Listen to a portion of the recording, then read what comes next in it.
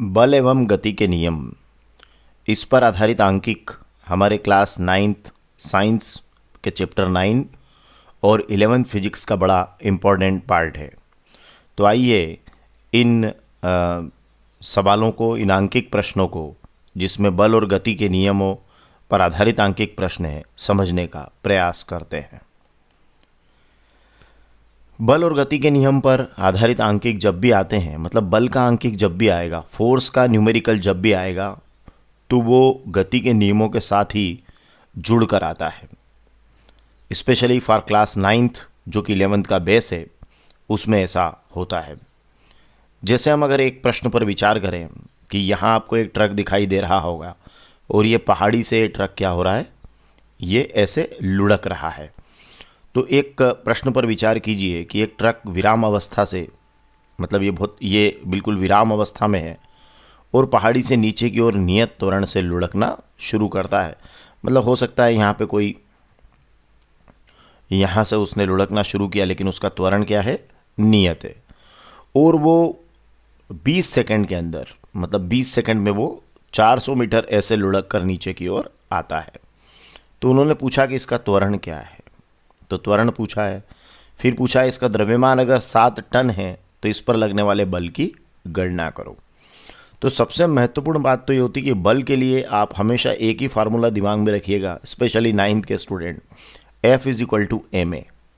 तो m आपको यहाँ दिया है 7 टन, a नहीं पता है, और a मतलब आपको त्वरण नहीं पता है। तो जब आपको त्वरण की गणना करना होगी तब आपको गति के नियम, गति के समीकरणों का सहारा लेना होगा। देखिए ये ट्रक चल कर आया इस तरीके से, और ये ट्रक यहाँ से यहाँ तक आया है, ठीक है।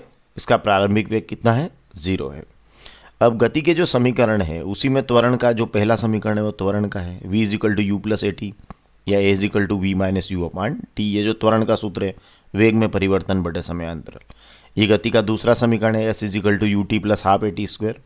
और गति का तीसरा समीकरण है v² = u² + 2as। और एक और ख़ास बात, F = ma बल की गणना के लिए। तो बल की जब भी गणना करना पड़ेगी F = ma, मतलब a चाहिए, और a आपको यहाँ इन 3 फार्मूलाज में से कहीं से न कहीं से प्राप्त करना पड़ेगा। तीनों में a है। तो उसके लिए ज़्यादा ज़रूरी ये रहेगा कि आप सवाल में पहले पहचान लें कि कौन सा हमारा गति के तीनों समीकरणों में से लगना चाहिए यहाँ पे। तो जो दिया है उन मानों को अगर हम देखेंगे, याद रखिएगा इसमें u हमेशा है प्रारंभिक वेग, शुरू का वेग। ये जैसे यहाँ पर वस्तु विराम अवस्था से चली तो u 0 है। v जो है उसके बाद का वेग है कि जब वो यहाँ आई है ना, जब बाद में यहाँ आई उस समय उसका वेग क्या है। a उसका क्या है, त्वरण है। तो देखिए v u a t समय है। s जो है वो चली गई, दूरी है, और f है बल। m क्या है, वस्तु का द्रव्यमान है। तो यहाँ जो जो दिया उसको देखते हैं। ट्रक विराम अवस्था से किसी पहाड़ी से नीचे नियत त्वरण से लुढ़कना शुरू करता है। तो विराम अवस्था से करता है, मतलब प्रारंभिक वेग कितना है उसका, 0 है ना। जब भी इस तरह से लिखा हुआ है कि विराम अवस्था से, तो आप समझ जाइएगा कि उसका प्रारंभिक वेग कितना है, 0। अब वह 20 सेकंड में 400 मीटर की दूरी तय करता है। तो t कितना है, 20 सेकंड, और s जिसको हम दूरी कहते हैं, चली गई दूरी कितनी है, 400 मीटर है, ठीक है। अब उसका और क्या दिया, उसका द्रव्यमान दिया 7 टन। 1 टन में 1000 किलोग्राम होते हैं, तो 7 टन में होंगे 7000 किलोग्राम। F आपसे पूछा है। अब देखिए F = ma होना है, तो a नहीं पता है, तो ये F निकल जाएगा, m तो दे रखा है, a नहीं है। a निकालने के लिए हमारे पास 3 चीज़ें हैं, u, t और s। अगर आप u, t और s से a निकालना चाहते हैं तो ध्यान दीजिए कौन सी समीकरण लगेगी। अगर आप देखिए, कई बार बच्चे मुझसे पूछते हैं सर ये पता नहीं चलता कौन सी लगाएं। अरे आप जो लगाना चाहे लगा दीजिए, है ना, वो तो ऑटोमेटिक पता चल जाएगा कौन सी लगने वाली है। क्योंकि देखिए इस समीकरण में देखिए, अगर आप ये लगाते, पहली लगा लीजिए, चलिए, जब आप पहली लगाएंगे, मन में लगा के देखिए, जब आप पहली लगाएंगे तो आपको a नहीं पता, v भी नहीं पता, लग ही नहीं सकती, ठीक है। आप तीसरी लगाने गए मान लो, तो ना आपको a पता है ना v पता है, तीसरी भी नहीं लग सकती। ये देखिए दूसरी, देखिए इसमें a अज्ञात है, बाकी सब ज्ञात है। तो फिर कौन सी समीकरण लगाएंगे आप, गति का दूसरा समीकरण लगाएंगे। गति के दूसरे समीकरण से क्या होगा, s = ut + ½ at²। ये लगाने का कारण समझ में आ गया ना। अब आप वैल्यू पुट कर दीजिए, क्या क्या रखेंगे, रख दीजिए जल्दी से। s के प्लेस पर कितना रखेंगे, 400, यू के प्लेस पर 0 इंटू टी प्लस हाफ ए और टी स्क्वायर मतलब 20 का स्क्वायर। यहाँ भी आपको टी की वैल्यू पुट करना है 20, लेकिन 20 में 0 का गुणा क्या हो जाएगा, 0 हो जाएगा। तो चलिए ये हो गया 400 बराबर, अब देखिए ये तो 0 होकर हट गया, 400 बराबर हाफ ए और 20 का स्क्वायर हो गया 400। अब 2 का भाग लगेगा 400 में तो ये 200 हो जाएगा, 400 बराबर 200 ए और ए बराबर हो जाएगा 400 बटे 200 या 2 मीटर पर सेकंड स्क्वायर। तो क्या है उसका नियत त्वरण, जिस त्वरण से ये लुढ़क रहा है 2 मीटर प्रति सेकंड स्क्वायर इसका त्वरण है। अब बल की गणना करना है, ये हमारे पास देखिए अब तो हमारे पास सारे हमको सुविधा होगी। एफ इजिकल टू क्या होता है, एम ए होता है। एम का मान हमारे पता है हमें 7000 किलोग्राम, ए हमें पता है 2 मीटर पर सेकंड स्क्वायर, गुणा कर दीजिए तो ये हो जाएगा 7000 गुणा 2 मीटर पर सेकंड स्क्वायर, तो ये हो गया 14000 किलोग्राम मीटर पर सेकंड स्क्वायर। और किलोग्राम मीटर पर सेकंड स्क्वायर होता है न्यूटन। बल का एसआई पद्धति में मात्रक, देखिए ये बल, ये द्रव्यमान का एसआई पद्धति में मात्रक है किलोग्राम, ये त्वरण का एसआई पद्धति में मात्रक है मीटर पर सेकंड स्क्वायर, और द्रव्यमान और त्वरण का गुणा होता है बल, तो ये किलोग्राम मीटर पर सेकंड स्क्वायर का हो जाएगा न्यूटन। तो एफ का आपका मान आ जाएगा 14000 न्यूटन। तो इस तरीके से बहुत सरल तरीके से हम इस न्यूमेरिकल को सॉल्व कर सकते हैं। अब देखिए एक और प्रश्न पर आते हैं, वही टेक्निक वही रखना है। देखिए जैसे मान लीजिए, देखिए यहाँ पर 1 किलोग्राम के पत्थर को 20 मीटर प्रति सेकंड के वेग से झील की जमी हुई सतह पर फेंका जाता है। मतलब क्या किया आपने, एक पत्थर लिया है और 20 मीटर प्रति सेकंड के वेग से एक जो जमी हुई झील है, उस जमी हुई झील की क्या किया है, सतह पर फेंका है इस तरीके से। मतलब फेंका है मतलब आपने फेंका है, वो फिसलते हुए गया है। पत्थर जो है 50 मीटर की दूरी तय करने के बाद रुक जाएगा। क्यों रुक जाएगा, क्योंकि जो पत्थर है उसके और बर्फ़ के बीच में कौन सा बल कार्य करेगा, घर्षण बल। उस घर्षण बल की आपको गणना करना है। डोंट वरी, इस चित्र को आप ध्यान से देखिए तो हम ये माने कि 1 किलोग्राम द्रव्यमान का पत्थर है ना। अब देखिए इसको, और 20 मीटर प्रति सेकंड के वेग से झील की जमी हुई सतह पर फेंका गया, तो ये 20 मीटर प्रति सेकंड के वेग से क्या हो गया है, फेंका जा रहा है। 50 मीटर की दूरी तय करने के बाद रुक जाता है। जब भी कोई वस्तु रुक जाती है, दूरी तय करने के बाद रुक जाती है, ब्रेक लगाने के बाद रुक जाती है, तो उसका अंतिम वेग मानते हैं 0। ध्यान रखिएगा, 2 बातें हैं, विरामावस्था से फेंके तो प्रारंभिक वेग 0, और ब्रेक लगाने के बाद रुक जाए या दूरी तय करने के बाद रुक जाए तो अंतिम वेग 0।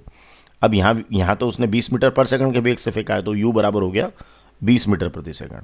अब दूरी तय करने के बाद रुका है तो मतलब v आपका क्या हो गया, 0। देखिए पत्थर चला, ये चला देखिए, और ये चलने के बाद में इस तरीके से रुक गया, 50 मीटर चल के रुक गया, और इसका v कितना हो गया, 0 हो गया। ठीक है, अब आपको निकालना है f इजिकल टू होता है ma।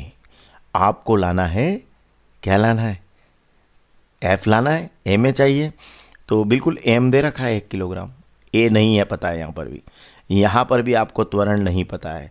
तो अब आप यहाँ त्वरण के लिए कौन सा समीकरण लगाएंगे, देखिए दिया क्या क्या देख लीजिए। m दिया है आपको 1 किलोग्राम, ठीक है, u दिया है 20 मीटर पर सेकंड, v दिया है 0 मीटर प्रति सेकंड, s दिया है 50 मीटर जितनी दूरी वो तय करके रुका, और f पूछा है। अब आप मुझे बताइए गति का कौन सा समीकरण लग रहा है, पहला लग रहा है, दूसरा लगाएं, तीसरा लगाएं।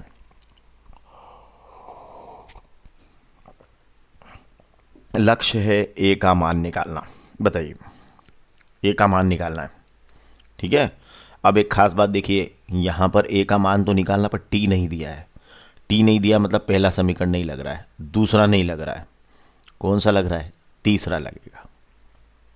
वी भी दिया है, यू भी दिया है ना, एस भी दिया है और ए पूछा है, तो कौन सा लगेगा, तीसरा लगेगा। तो गति के तीसरा समीकरण का आप उपयोग कीजिए। V square equal to u square plus 2s। V square के प्लेस पर हम लिखेंगे ब्रेक लगाने पर रुक रहा है या क्या हो रहा है, दूरी तय करने के बाद रुक रहा है, तो वी की जगह क्या हो रहा है, 0। तो 0 का स्क्वायर इजिकल टू यू का स्क्वायर मतलब 20 का स्क्वायर, है ना। प्रारंभिक वेग दिया है 20 मीटर प्रति second, plus 2a into S के प्लेस पर 50 मीटर है, तो ये हो जाएगा 0 स्क्वायर 20 का स्क्वायर 400, और 2a में 50 का गुणा हो गया 100a। ध्यान से देखिए 20 का स्क्वायर 400 और 2a में 50 का गुणा 100a हो गया, तो ये हो गया आपका 100a को इधर ले आइए तो -100a हो जाएगा बराबर 400, और a बराबर हो जाएगा 400/-100 या -4 मीटर प्रति सेकंड स्क्वायर, ये त्वरण है, मीटर प्रति सेकंड स्क्वायर में लिखना है। मात्रक सहित उत्तर लिखना है, ये हमेशा याद रखिएगा। तो त्वरण को आप मीटर प्रति सेकंड स्क्वायर में लिखेंगे, वेग को आप मीटर प्रति सेकंड में लिखेंगे, वो दिया रहेगा। ठीक है। चलिए, अब आपको F = क्या निकालना है, ma निकालना है। और यहाँ ऋणात्मक त्वरण का मान जो ऋणात्मक आ रहा है, तो मतलब वही है कि ये क्या हो रहा है, मंदन हो रहा है, और इसकी गति धीरे धीरे धीरे धीरे कम हो गई, क्या हो गई है, इसका वेग धीरे धीरे धीरे धीरे कम हो गया, क्या हुआ है, शून्य हुआ है। तो अब पत्थर और बर्फ के बीच जो घर्षण बल है, उसने इसकी गति का क्या किया है, विरोध किया है। ये तो आगे जा रहा था और घर्षण बल किधर लग रहा था, पीछे की ओर। कहाँ लगता है घर्षण बल, ये पत्थर की निचली सतह और बर्फ की ऊपरी सतह के बीच में लगने वाला घर्षण बल है। तो फिर ये अब F = ma का मान देखिए, वही आपका घर्षण बल होगा। वैल्यू पुट कर दीजिए, m के प्लेस पर 1 किलोग्राम रखेंगे, ये दिया है आपको, 1 किलोग्राम द्रव्यमान का पत्थर है, और a के प्लेस पर -4 मीटर पर सेकंड स्क्वायर।